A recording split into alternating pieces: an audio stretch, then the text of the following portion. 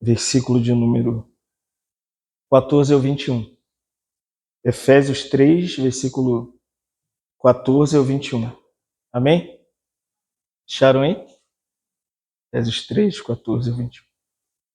Diz assim a palavra do Senhor: Por esta causa me ponho de joelhos diante do Pai, de quem toma o nome toda a família, tanto no céu como sobre a terra, para que, segundo a riqueza da sua glória, vos conceda que sejais fortalecidos com poder, mediante o seu Espírito no homem interior, e assim habite Cristo no vosso coração, pela fé estando vós arraigados e alicerçados em amor, a fim de poderdes compreender com todos os santos qual é a largura, o comprimento, a altura e a profundidade, conhecer o amor de Cristo, que excede todo entendimento, para que sejais tomados de toda a plenitude de Deus.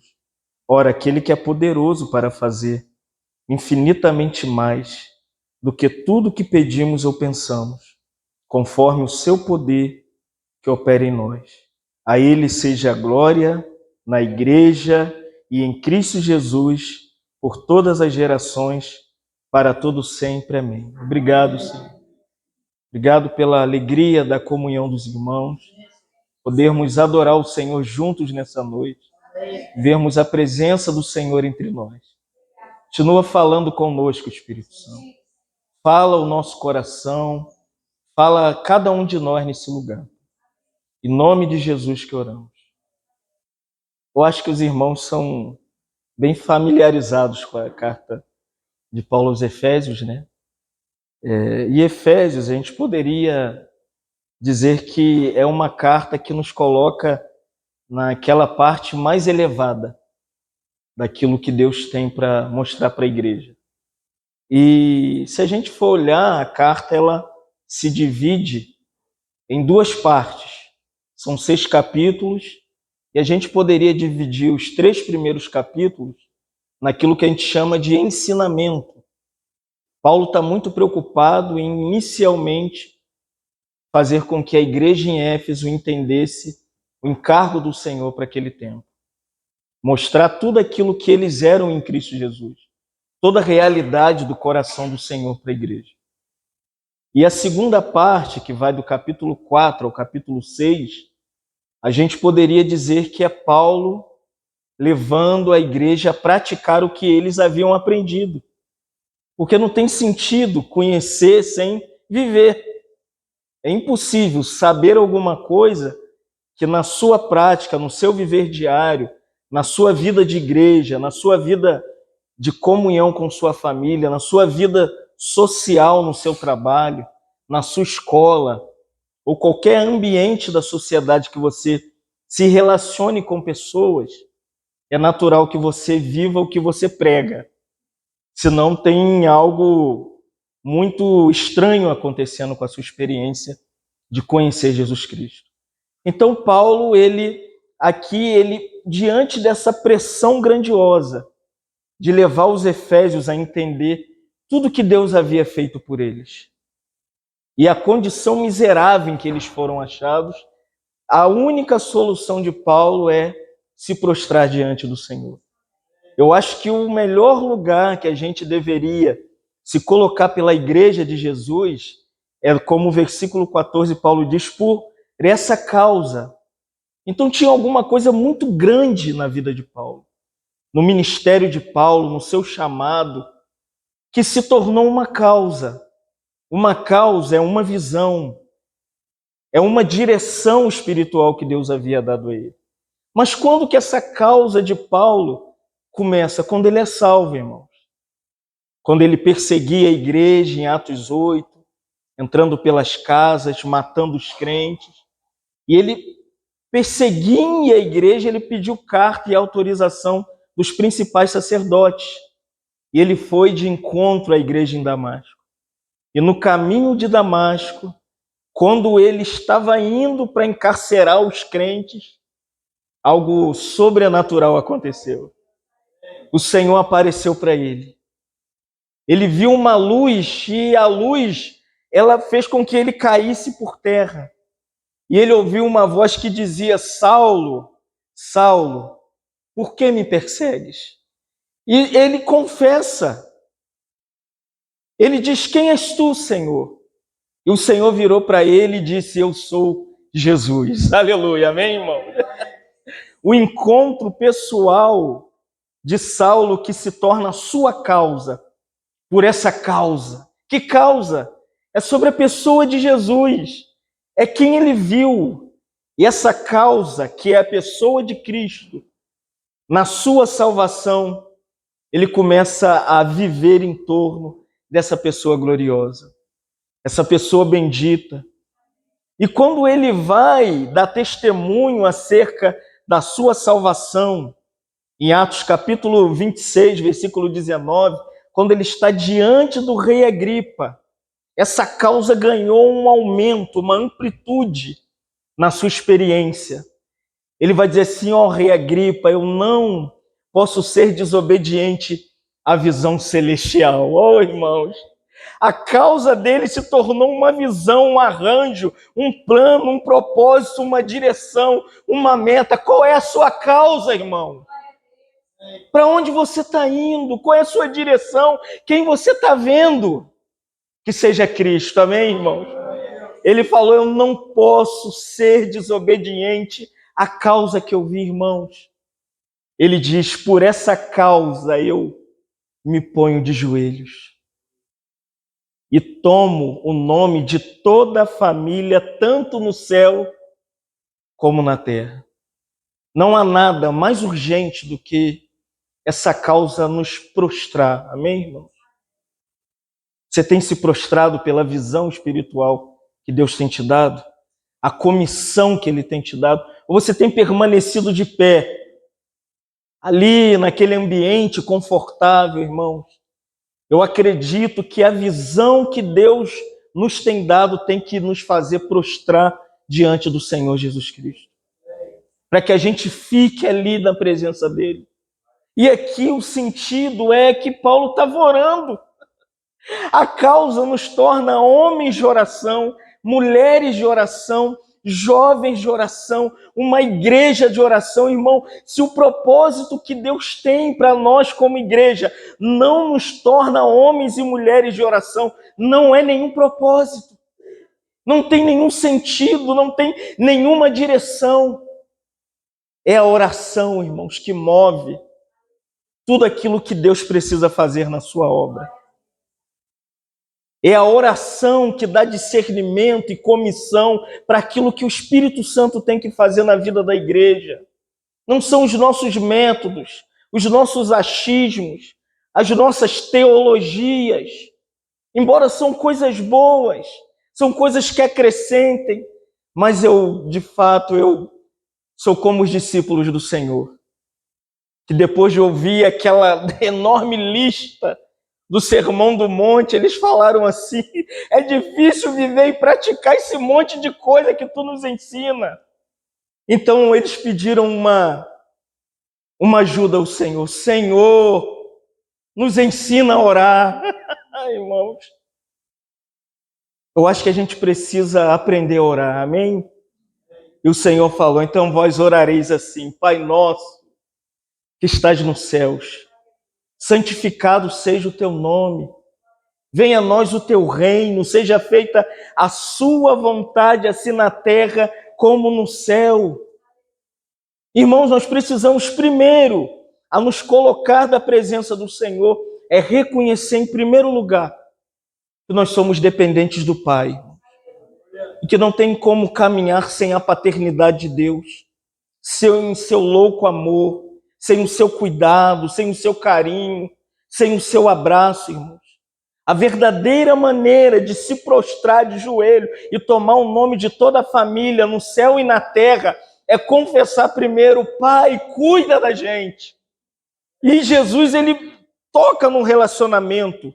Ele diz: é Pai nosso, é o meu Pai e eu o seu Pai. Pai nosso que estás no céu, santificado seja o teu nome. Como a gente precisa voltar a separar o nome do Senhor, irmão, na oração.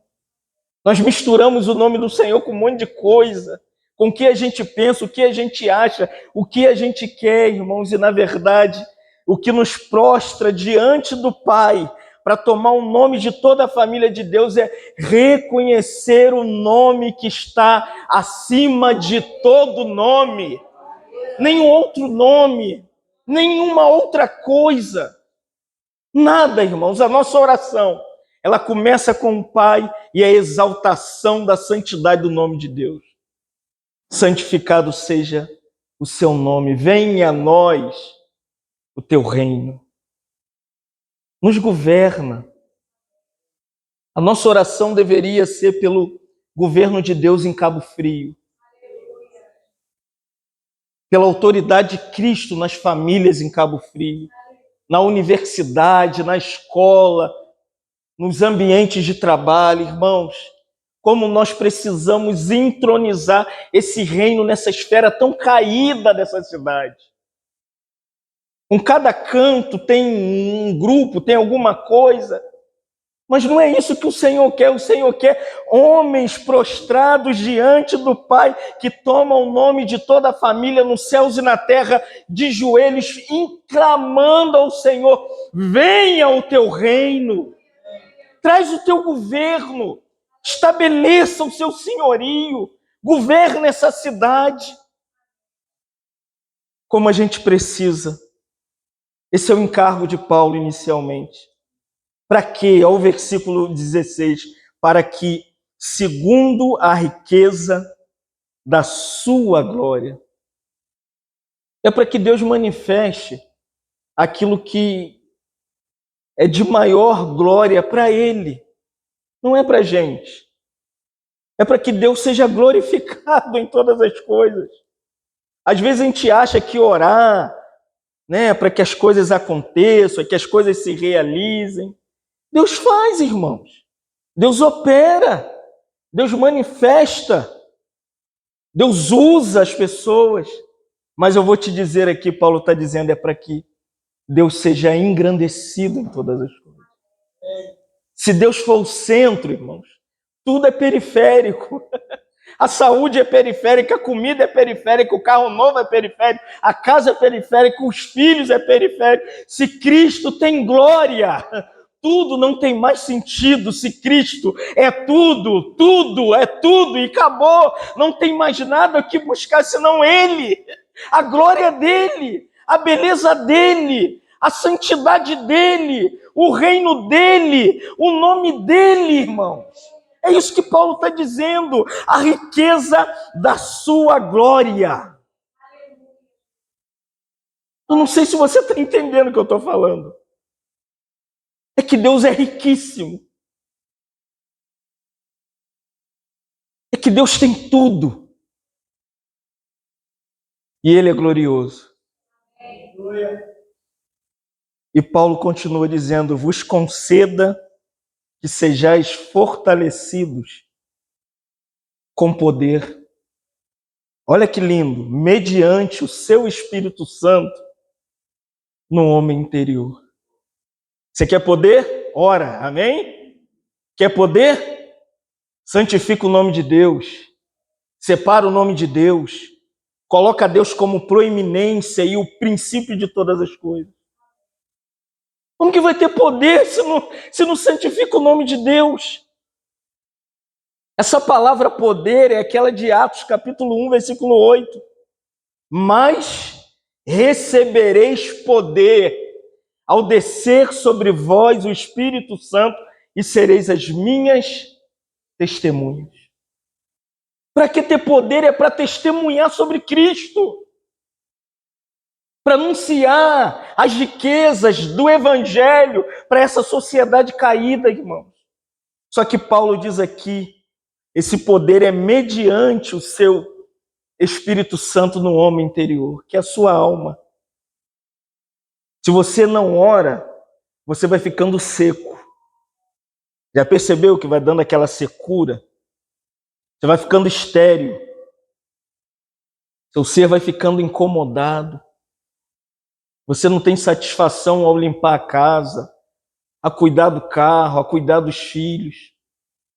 Porque Paulo está dizendo aqui, irmãos, é que Deus quer te dar poder para quê? Para pregar o evangelho.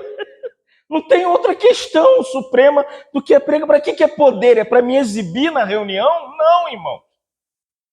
O poder de Deus às vezes não vem com um movimento espiritual, sobrenatural. Às vezes você vai encontrar um velhinho de 90 anos numa parada de ônibus e você vai ser evangelizado, você vai cooperar, ou você vai encontrar uma mulher numa parada de ônibus esperando ali para que o evangelho saia de você.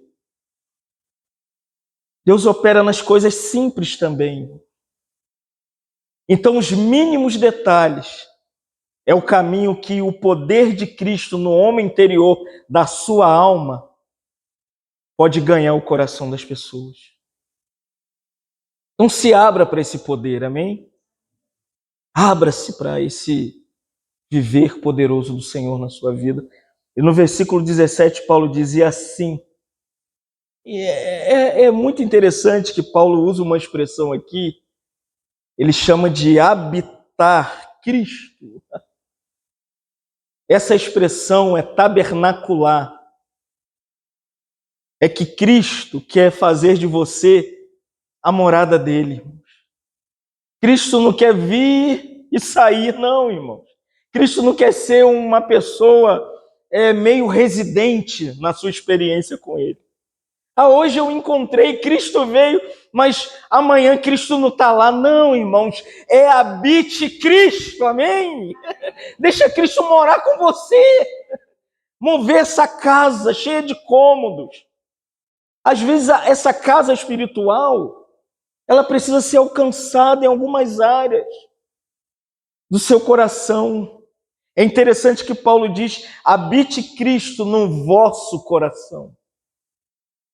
O problema não é ter Cristo, é ter a habitação de Cristo. Como que se recebe Jesus Cristo? É crendo. Cristo vem habitar quando eu creio. Colossenses, Paulo diz, se assim recebeste a Cristo, receber Cristo é confessar. Mas todos quantos o receberam, você confessa, eu te recebo no meu coração, Jesus vem morar em você, não tem jeito.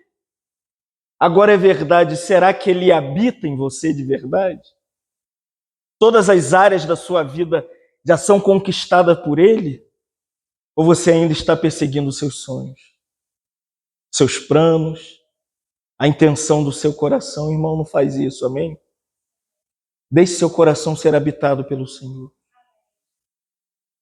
O irmão dizia que o nosso coração é como um papel pega-mosca. Já viu o papel pega-mosca? Tudo gruda nele. Às vezes a sua experiência está assim, irmão. Tem um monte de coisa grudada. É isso, aquilo. E é difícil do Senhor habitar numa casa que tem outro morador. Ele não quer você e o seu marido, amém? Ele não quer você e os seus filhos. Ele não quer você e as suas posses, irmão. Quando Cristo nos acha, ele quer o seu tudo. Cristo não morreu pela metade da minha vida, ele morreu por toda a minha vida.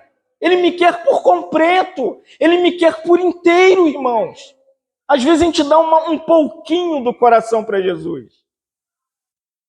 Toma aqui uma metade. E Jesus está ali querendo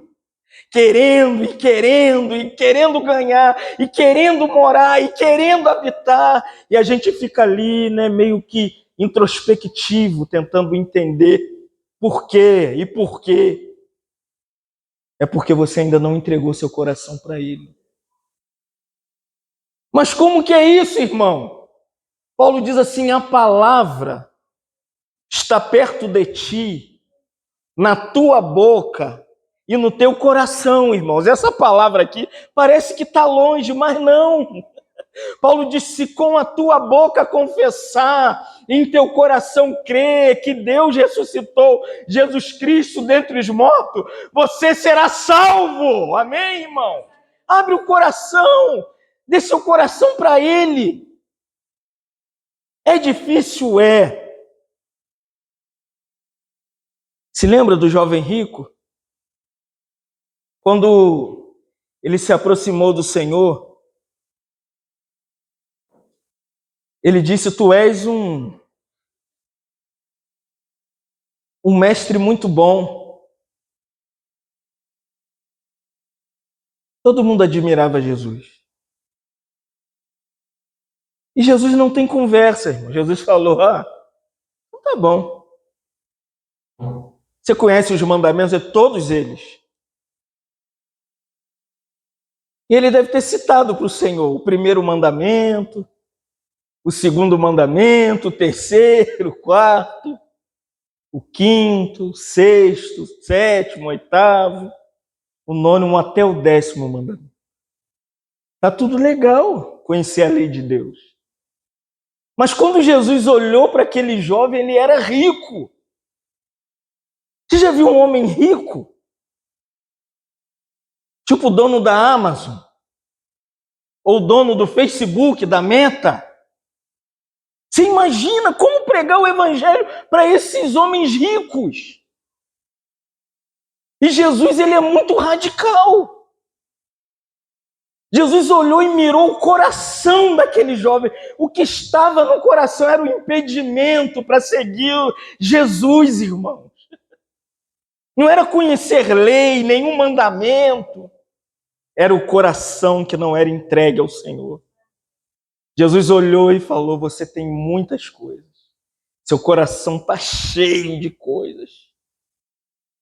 Jesus olhou e falou: vai, vende tudo que você tem.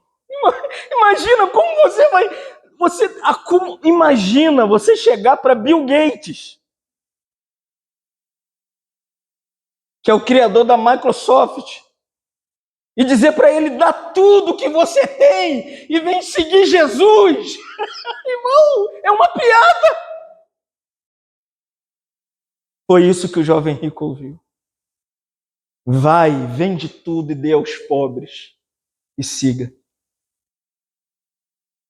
E o texto diz que ele se entristeceu. O coração ficou apertadinho.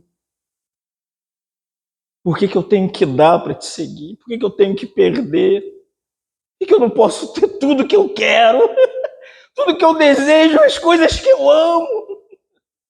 Travessa a luta quando chamado. Falei para os irmãos no carro: não sirvo mais para nada. Porque é o coração que sempre está em jogo. E se seu coração não foi entregue, Paulo diz, olha o versículo 18, você nunca vai compreender a pessoa de Cristo. Versículo 18 me espanta, porque é a partir do coração que você vai entender o que Paulo chama de compreensão espiritual. Ele diz, a fim de poder compreender com todos os santos.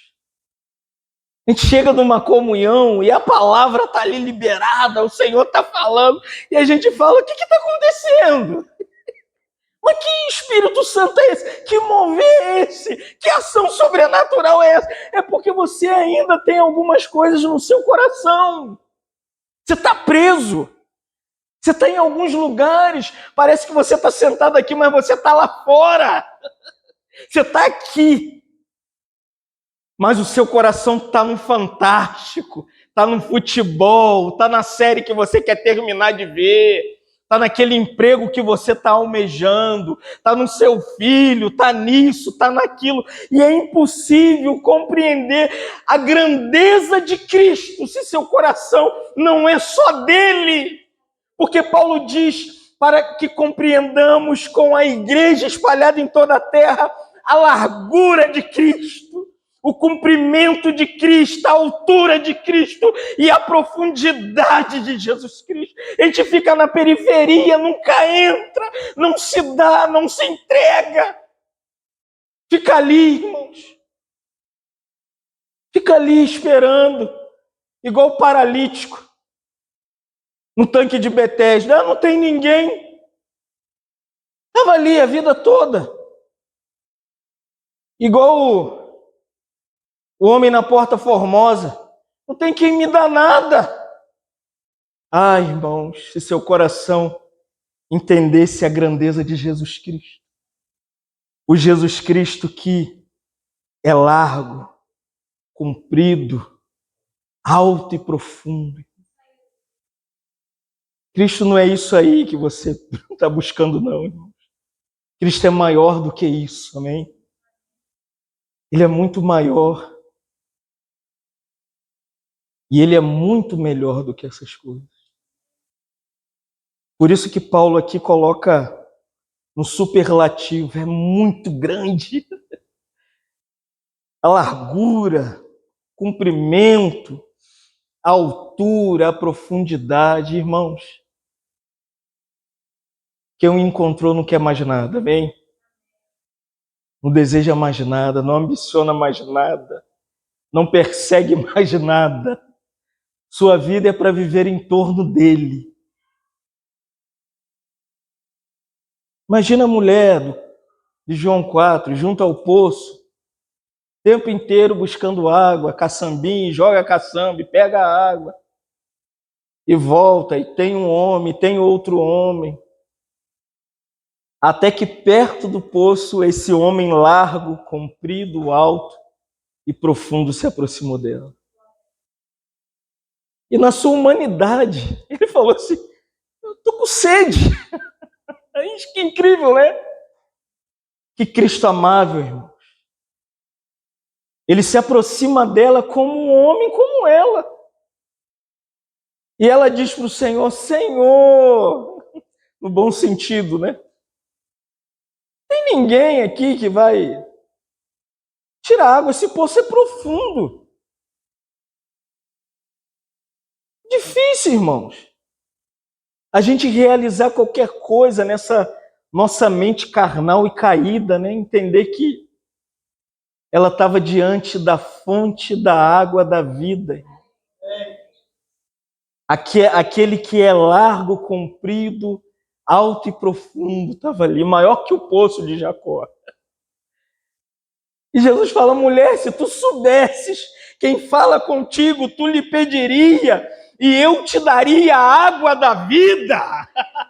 Eu estou aqui, o que eu vou te dar é largo, é comprido, é alto, é profundo. Essa caçambinha tem uma metragem, mas eu sou eterno.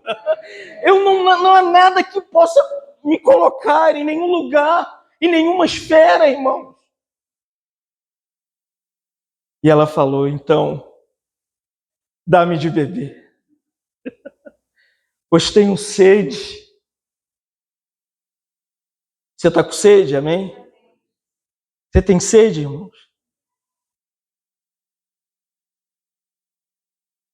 Então desfrute do Senhor, amém? Paulo continua no versículo 19, conhecer o amor de Cristo que excede todo entendimento, para que sejais tomados de toda plenitude de Deus.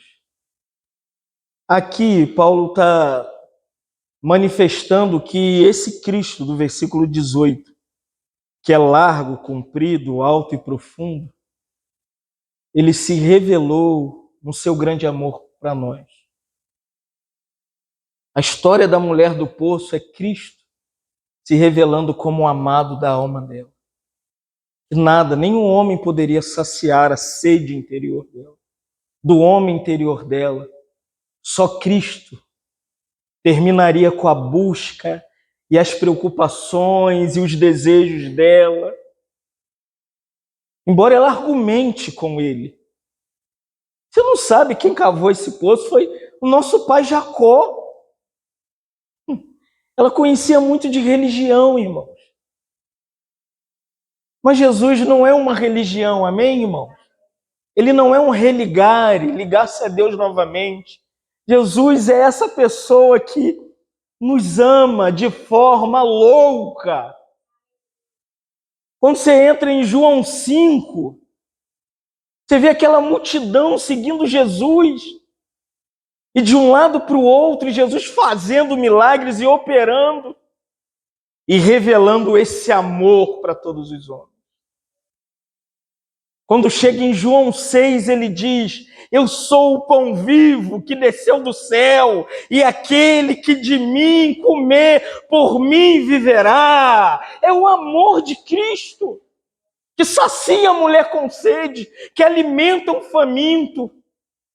E naquela festa religiosa de João 7, todo mundo ali foi celebrar o dia de Pentecostes.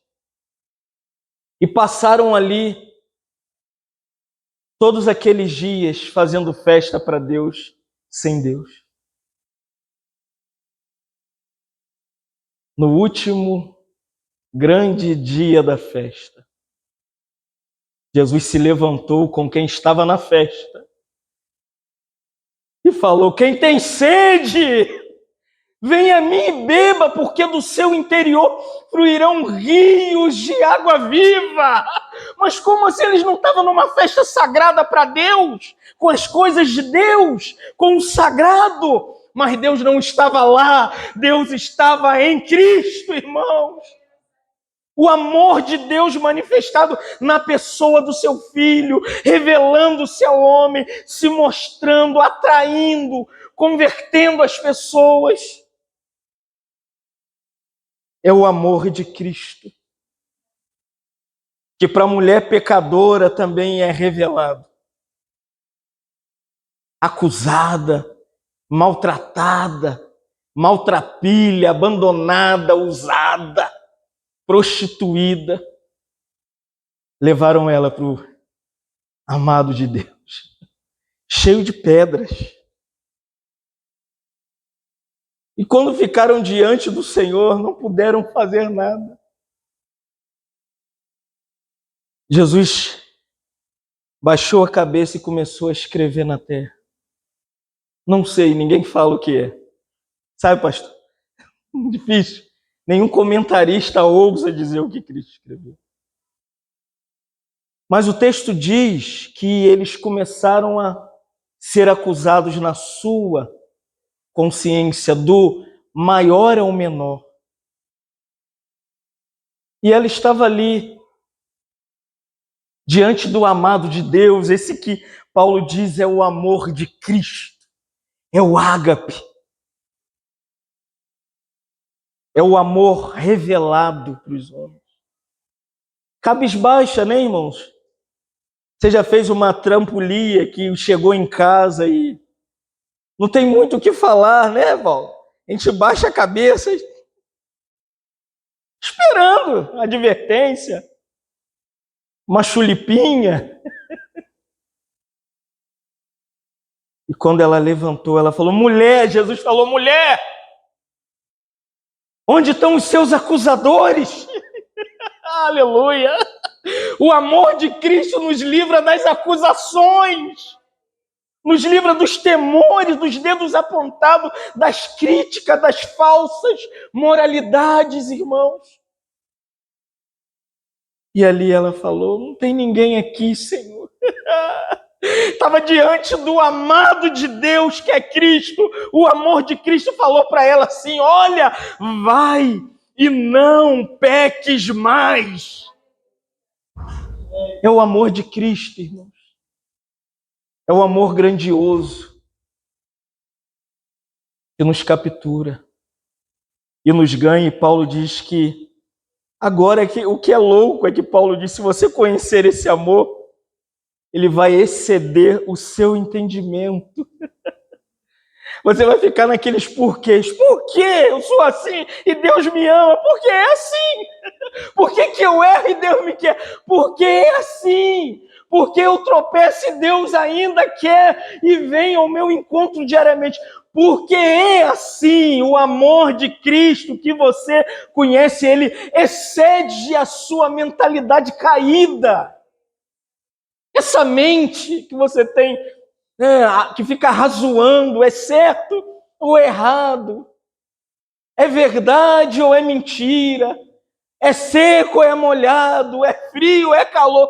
Para de querer entender o amor de Cristo com essa mente natural. Desfrute do amor, irmãos. Viva o amor. Se entregue ao amor. Não é assim no casamento, você não fica medindo se quer ser amado ou se quer amar. É questão de entrega, irmãos. Quando se entrega, as coisas acontecem. As coisas contribuem. Paulo diz: todas as coisas cooperam para o bem daqueles que amam a Deus. Então que o Senhor nos leve a amá-lo para desfrutarmos de toda a plenitude de Deus. Essa palavra é que Deus quer te encher completamente. Quanto você quer de Deus? Essa plenitude compreende o Cristo largo, o Cristo comprido, o Cristo alto e o Cristo profundo. Qual é a medida de Cristo que você quer, irmão? Qual é a plenitude de Cristo que você quer? Você quer um pouquinho de Cristo? Eu quero te convidar para a plenitude inteira, amém? A figura aqui é como um pneu vazio. E o pneu está vazio e você precisa levá-lo para calibrar. E chega lá e coloca lá na bomba e pá, e vai enchendo, vai enchendo, vai enchendo, enchendo, vai enchendo, vai. Amém, irmãos? Vamos encher de Deus. Vamos sair dessa vida que Cristo é pequeno, não é o Cristo largo, não é o Cristo comprido, não é o Cristo alto, não é o Cristo profundo. É uma experiência pequenininha. É válida, mas não dá para viver com um bebê a vida inteira. O filho do irmão tem que crescer, amém?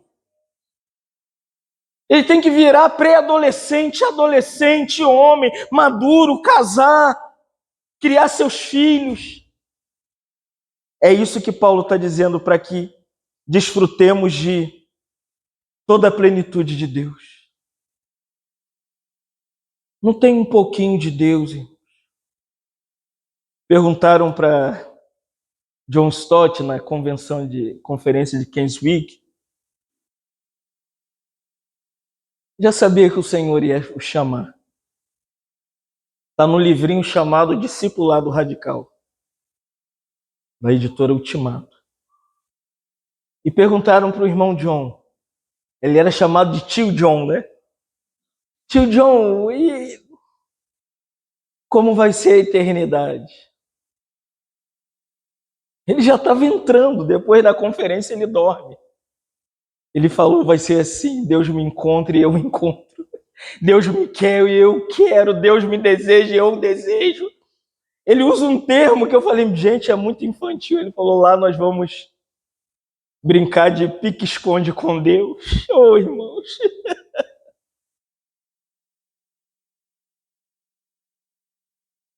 Por isso Deus quer ser pleno em nós. A eternidade não é futura, já começou. Deus amou o mundo de tal maneira que deu o seu Filho unigênito para todo aquele que nele crê não pereça, mas tenha a vida eterna. A vida eterna já começou, irmão. A plenitude de Deus já foi nos dada. E Deus quer nos ganhar e nos encher, como aquele pneu vazio. Precisa dia a dia encher. Versículo 20. Ora, aquele que é poderoso para fazer infinitamente mais do que tudo que pedimos ou pensamos, conforme o seu poder que opera em nós.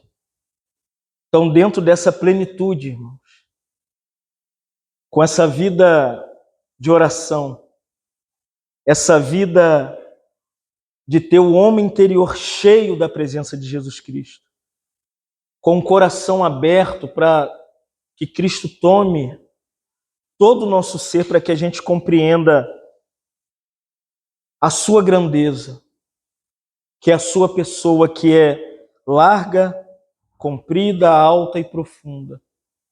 Paulo nos convida no versículo 20 a entender que Deus é poderoso para fazer infinitamente mais do que tudo que pedimos ou pensamos. Quem coloca medida na oração e para Deus é a gente, irmão. A medida de Deus é grandiosa. Deus, ele é infinitamente mais poderoso do que essa posição pequena que a gente tem. Vou usar um exemplo do Antigo Testamento para você entender. Quando Deus chama Abraão, deu uma promessa: Abraão, eu vou te dar um filho.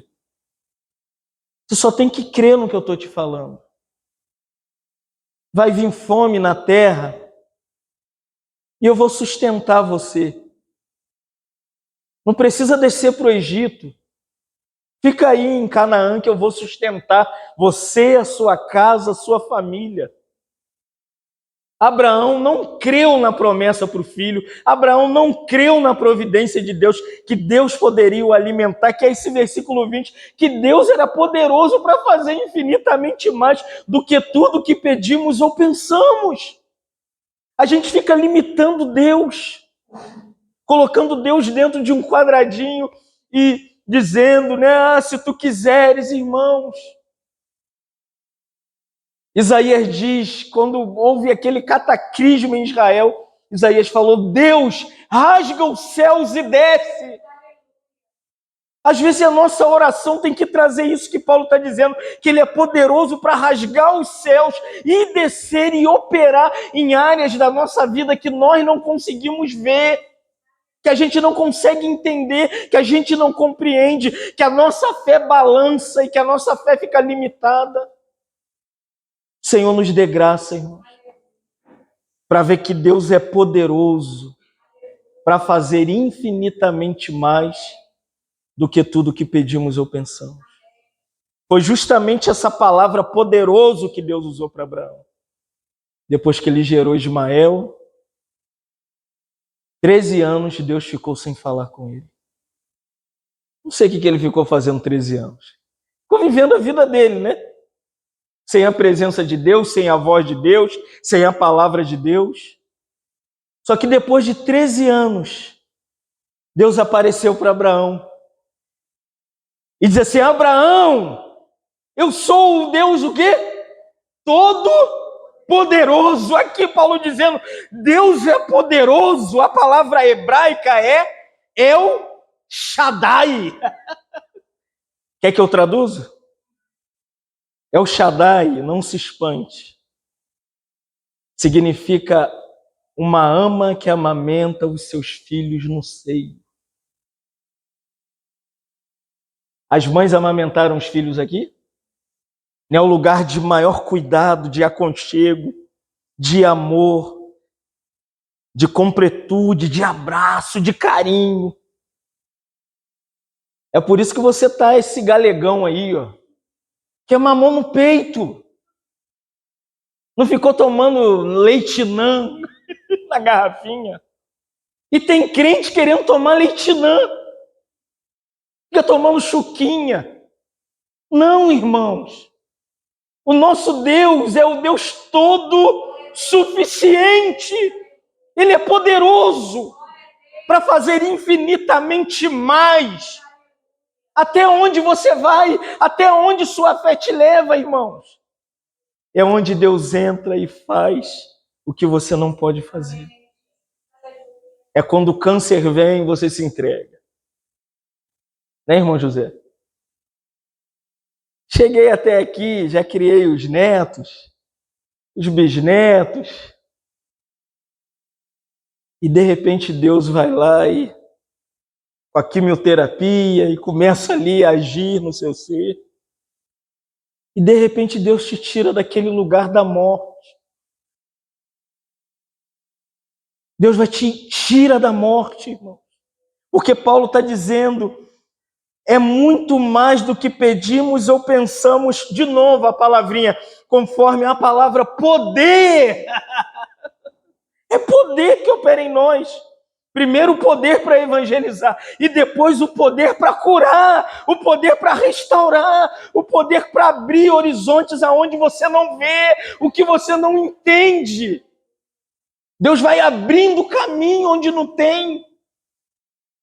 Deus tira Israel do Egito e dá poder para eles verem o sobrenatural dele, irmãos. É coluna de fogo à noite, é nuvem de dia, codorna que caía do céu, era pão de mel que caía do céu, era água da rocha, e Deus estava ali operando muito mais além do que Israel pensava ou pedia, conforme o poder de Deus que operava neles. Hoje em nós, terminando 21, Paulo termina com uma doxologia. Não tenho o que falar depois disso tudo. Eu oro. Cristo é grande, é. Cristo nos ama. Amou em João 4, amou em João 5, amou em João 6, amou em João 8, amou em João 9, como eu falei.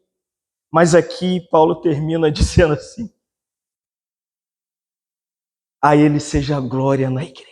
Aleluia. Amém, irmão? Vocês entenderam? Diante de tudo isso, Paulo diz: Cristo vai ser glorificado na igreja em Cristo Jesus por todas as gerações, para todo sempre. Amém. Tudo isso termina na igreja. A igreja é você e sou eu. Você quer que tudo isso termine em você? A Ele seja a glória. Vou terminar falando o que tomou meu coração e me fez até casar com a Ellen. Deus é mais glorificado em nós quando nós somos mais satisfeitos nele. Frase de John Piper. A Ele seja a glória. Amém? Deus é glorificado em nós quando nossa satisfação é só nele. A Ele seja a glória na igreja. Que a satisfação de Deus seja você, irmão. Que Deus se satisfaça em ser glorificado na sua casa, na sua família, no seu trabalho, nos seus bens, na sua hora de oração, no seu discipulado, nos estudos à sexta, na reunião das irmãs que eu acompanho, eu vejo as irmãs lá juntinhas. E Cristo seja glorificado, amém, irmão? Te louvamos nessa noite. Louvamos pela tua grandeza nesse lugar. Tu és um Deus presente. Tu és um Deus que está aqui entre nós. E por isso nós queremos dizer a Ele a glória na igreja. Não há ninguém glorificado entre nós, Senhor. Nenhum pastor, nenhum ministério, nada além do Senhor. A igreja te adora, a igreja te glorifica, a igreja te honra, a igreja te ama, a igreja te dá louvores com gratidão, a igreja confessa que tu és Senhor, a igreja se prostra aos seus pés, a igreja se rende ao seu senhorio, a igreja diz que Ele é Deus sobre todos os deuses. Nós confessamos nessa noite que Tu és tudo para nós. A Ele a glória na igreja, pelos séculos dos séculos. Amém. Amém.